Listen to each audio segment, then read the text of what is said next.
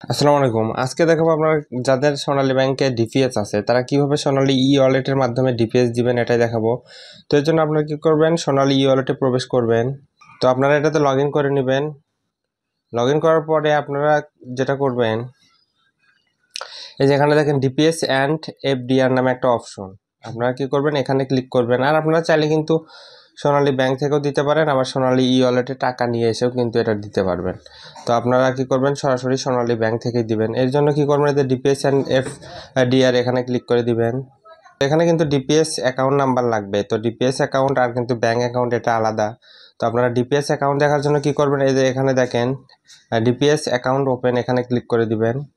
এরপর এখানে দেখেন এই যে ডিপিএস অ্যাকাউন্ট নাম্বার কিন্তু এই যে নিচে দেখাচ্ছে। তারপর আবার কত টাকা ডিপিএস দিবেন এটা কিন্তু এখানে দেখাচ্ছে। তো আমার কিন্তু এখানে 10,000 টাকা দেওয়া লাগে প্রত্যেক মাসে।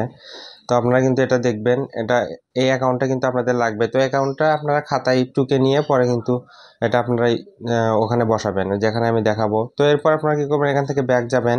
এখন আপনারা ডিপিএস দেওয়ার জন্য কি করবেন, এই যে এখানে ক্লিক করে দিবেন। এখানে ক্লিক করে দেওয়ার পর এখানে দেখেন ডিপিএস অ্যাকাউন্ট নাম্বারের জায়গায় ওই অ্যাকাউন্ট নাম্বারটা আপনাদের দিতে হবে, অর্থাৎ একটু আগে যেটা দেখালাম ওটা এখানে দিতে হবে। তো আমি আমারটা বসায় দিয়ে তারপরে আবার আসতেছি। তো আমি আমারটা এখানে দিয়ে দিলাম। তারপর এখানে দেখেন সিলেক্ট ডিপিএস ইনস্টলমেন্ট, এখানে আপনারা কি করবেন, একটা ক্লিক করে দিবেন। দেওয়ার পরে আপনারা কয় মাসের দিবেন একবারে। তো এখানে আপনারা চাইলে কিন্তু 5-6 মাস আপনারা দিতে পারবেন একবারে এখান থেকে। তো আমি কি করবো, একটা দিব। তো এটা দেওয়ার পর আপনারা জাস্ট কি করবেন, এখানে যে পেমেন্টে ক্লিক করে দিবেন।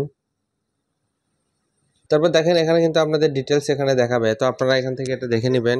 এরপরে আপনারা কি করবেন, তো এরপর আপনারা এখানে আপনার পিনটা দিয়ে দিবেন। আমি আমারটা দিয়ে দিচ্ছি, দিয়ে সাবমিটে ক্লিক করে দিবেন।